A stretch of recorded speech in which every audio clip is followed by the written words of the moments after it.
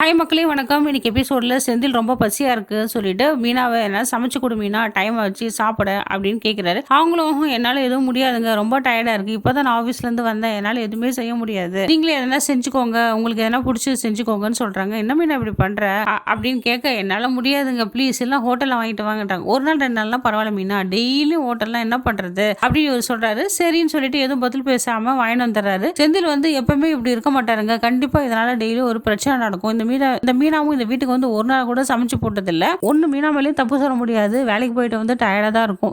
என்ன பண்றது, சரி வந்தாச்சு, நம்ம தான் இந்த வீட்டு வேலை செய்யணும், அதை பத்தி இந்த மீனா யோசிக்காம என்னால முடியாது செய்ய மாட்டேன் அப்படின்னு சொல்லிட்டு இருக்காங்க. செந்தில் வாயை மூடிட்டு கம்மியா இருக்காங்க நினைச்சிட்டு இருக்காங்க மீனா. ஆனா கண்டிப்பா இந்த சமையல் பண்ற பிரச்சனைக்கு, இந்த பிரச்சனையை வச்சு கண்டிப்பா செந்திலுக்கும் மீனாக்கும் சண்டை நடக்கும். இதனால மீனா கோச்சிட்டு அவங்க அம்மா வீட்டுக்கு போகணும், இல்ல மாமியார் வீட்டுக்கு தான் போகணும். இங்க பாண்டி என்ன பண்றாரு, கொஞ்சம் ரிலாக்ஸேஷனா என்ன பண்றாரு, வீட்லயே கொஞ்சம் ட்ரிங்க் சாப்பிடுறாருங்க. எல்லாரும் அனுமதி கேட்டுதான் சாப்பிட்றாரு, யாரும் தப்பா நினைச்சுக்காதீங்க, நான் ஏதோ கொஞ்சம் மனசு சந்தோஷமா இருந்தாலும் சரி எப்பனா சாப்பிடுவேன், எல்லார்ட்டையும் பெர்மிஷன் கேட்கிறாரு. ஆனா யாரும் எதுவும் நினைக்கல. இப்படி எல்லாம் ட்ரிங்க் சாப்பிட்டுட்டே இருக்க சொல்ல அரசி என்ன பண்றாங்க, கணக்கு பார்த்துட்டு இருக்காங்க. வரவு செலவு கணக்குலாம் பாண்டியன் ஸ்டோரோட வரவு செலவு கணக்கு பார்த்துட்டு இருக்காங்க. அப்போ ஒரு 1100 ரூபாய் இடிக்குது. இதை பத்தி அவங்க அப்பா கிட்ட கம்ப்ளைண்ட் பண்றாங்க. இந்த அப்பாவி மூஞ்சி வச்சிருக்க இந்த தங்கமயில் என்ன பண்றா, அரிசி கரெக்டா இருக்கும் அரிசி, நான் அப்பவே கணக்கெல்லாம் பார்த்துட்டேன், நீ எதுக்கு பாக்குற அப்படின்னு கேட்கிறா. இவன் நல்லாவே சீன் தான் போறா, நடிச்சிட்டு தான் இருக்கா. ஆனா இது யாருமே இவளை பத்தி இன்னும் புரிஞ்சுக்கவே இல்லை. ஆனா கோமதியாச்சும் கொஞ்சம் சுதச்சிட்டாங்க இந்த சங்கமயிலோட கேரக்டர் பத்தி. ஆனா பாண்டியன் வந்து தங்கமயில வந்து சும்மா நம்பிக்கிட்டு தான் இருக்காரு, அப்பாவி எதுவுமே தெரியாத புள்ள, நல்ல புள்ளன்ட்டு. இது அவ்வளவும் விஷம் தான் இது.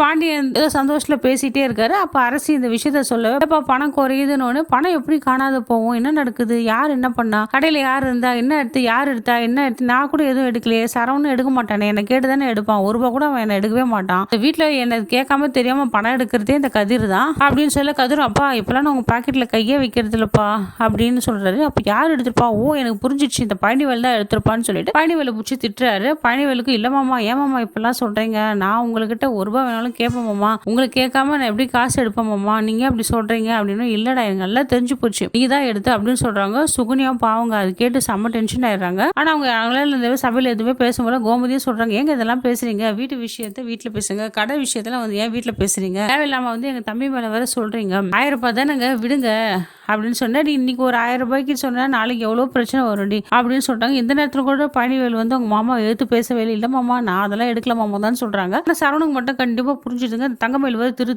திருன்னு இஞ்சி துண்ண குரங்கு மாதிரி முடிச்சிட்டு இருக்கா. ஆனா அவளுக்கு தெரியும், அப்பவே நம்ம புருஷன் சொன்னானே நம்ம அப்பதான் பணம் எடுத்திருப்பான்ட்டு, இப்ப கரெக்டா கண்டுபிடிச்சிட்டாங்க பத்தியா, இப்ப நம்ம என்ன பண்றதுன்னு தெரியலையே அப்படின்னு சொல்லிட்டு இருக்காங்க. ஆனா சரவணன் கூட அந்த நேரத்துல சொல்லிருக்கலாங்க, எங்க மாமனார் தான் அந்த பணத்தை எடுத்தாருப்பா, நான் பாக்கலன்ட்டு. சரி இருந்தாலும் இந்த ஒரு தடவை விட்டு கொடுத்துட்டு போனோம், இது 2வது தடவை அவர் பாக்குறது, சரி இந்த ஒரு தடவை விட்டு கொடுத்து போலான்னு சொல்லிட்டு தான் சரவணன் கம்முனே இருக்காரு. தங்கமயிலுக்கும் எங்க நம்ம வீட்டுக்கார பத்தி ஒரு சொல்லிடுவாரோ அப்படின்ட்டு உள் பயம் இருந்துட்டு தாங்க இருக்கு. இது ஒரு சூடே போதும் இந்த தங்கமயிலுக்கு. படிச்சு சரவணன் சொன்னா அவங்க அப்பா வேணாம் கடைக்கு சேர்க்காத, எவ்வளவு சொல்லி கேட்கல இந்த தங்கமயில. ஆனா கண்டிப்பா ஒண்ணு தங்கமயிலே பாப்பா, தங்கமயில பார்த்தா அவங்க அப்பா திட்டுவாளா, இல்லைன்னா திருப்பி சரவணன் பாப்பானா, அவங்க அப்பா கண்டிப்பா தங்கமயிலோட அப்பா கண்டிப்பா மாட்டி அசிங்கப்பட்டு தான் வெளியே போறான் பாண்டியன் கிட்ட. இதோட இந்த எபிசோட் முடியுதுங்க. இந்த வீடியோ உங்களுக்கு பிடிச்சிருந்தா லைக் அண்ட் ஷேர், கமெண்ட் பண்ணுங்க. நன்றி, வணக்கம்.